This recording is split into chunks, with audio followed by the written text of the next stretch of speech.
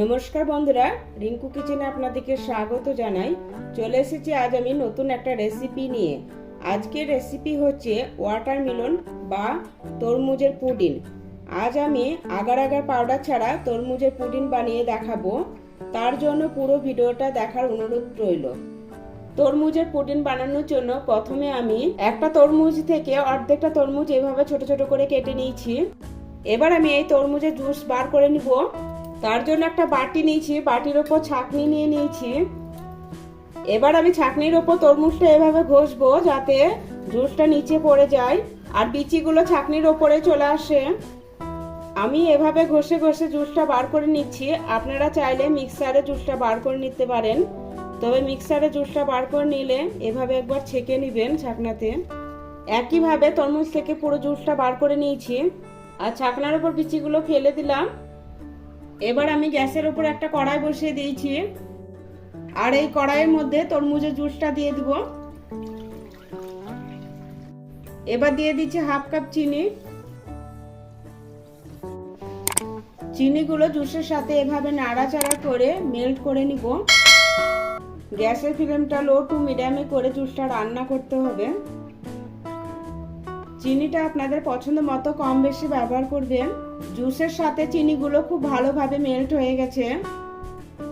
পুডিংয়ের সুন্দর কালারের জন্য অল্প একটু রেড ফুড কালার দিয়ে দিচ্ছি আর ফুড কালারটা দিয়ে জুসের সাথে খুব ভালোভাবে মিশিয়ে নিব।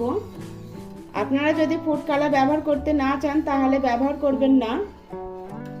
ফুড কালার ব্যবহার করার কারণে পুডিংয়ের টেস্টের কোনো পরিবর্তন হবে না।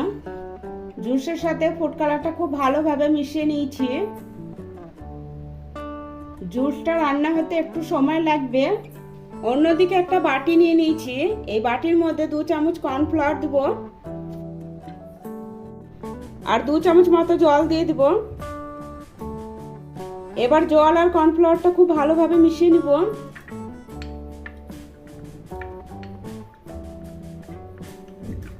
জলের সাথে কর্নফ্লাওয়ারটা খুব ভালোভাবে মিশিয়ে নিয়েছি। এবার আমি এই জুসের মধ্যে কর্নফ্লাওয়ার আর জলের মিশ্রণটা অল্প অল্প করে এক হাতে দিব আর অন্য হাতে এভাবে নাড়তে থাকবো। মিশ্রণটা অল্প অল্প করে দিতে হবে আর নাড়তে থাকতে হবে। নাড়া বন্ধ করা যাবে না, তাহলে তলাতে লেগে যাওয়ার সম্ভাবনা থাকবে।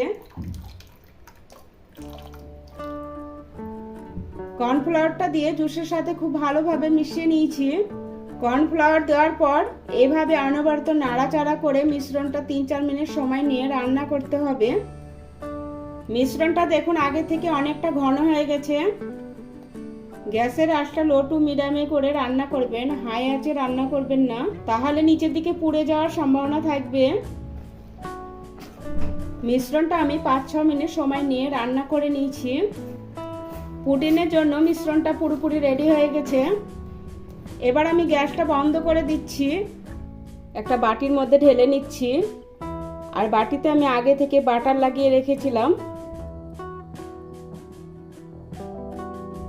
বাটির মধ্যে মিশ্রণটা ঢেলে নিয়েছি আর পুডিংটা সেট হওয়ার জন্য ফ্রিজে রাখার দরকার নেই, বাইরেই এভাবে 1 ঘন্টা রেখে দিলে খুব সুন্দরভাবে সেট হয়ে যাবে। 1 ঘন্টা পরে আমি দেখাচ্ছি। দেখুন জেলিটা খুব সুন্দরভাবে সেট হয়ে গেছে। এবার উপরে একটা প্লেট রেখেছি আর জেলির বাটিটা এভাবে উল্টো করে ধরলে জেলিটা ছেড়ে আসবে। খুব সহজেই পুডিংটা বাটি থেকে ছেড়ে এসছে।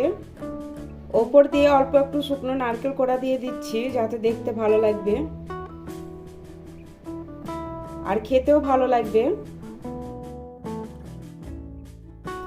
তৈরি হয়ে গেল আমাদের আগার আগার পাউডার ছাড়া তরমুজের পুডিং। এভাবে খাওয়া যায়, তবে ফ্রিজে রেখে খেলে ঠান্ডা ঠান্ডা পুডিংটা খুবই ভালো লাগবে খেতে। দেখুন কতটা নরম তুলতুলে হয়েছে। আমার এই রেসিপিটা যদি ভালো লাগে অবশ্যই লাইক করবেন, বেশি বেশি করে শেয়ার করবেন। আমার চ্যানেলটা সাবস্ক্রাইব করা না থাকলে আমার চ্যানেলটা সাবস্ক্রাইব করার অনুরোধ রইল।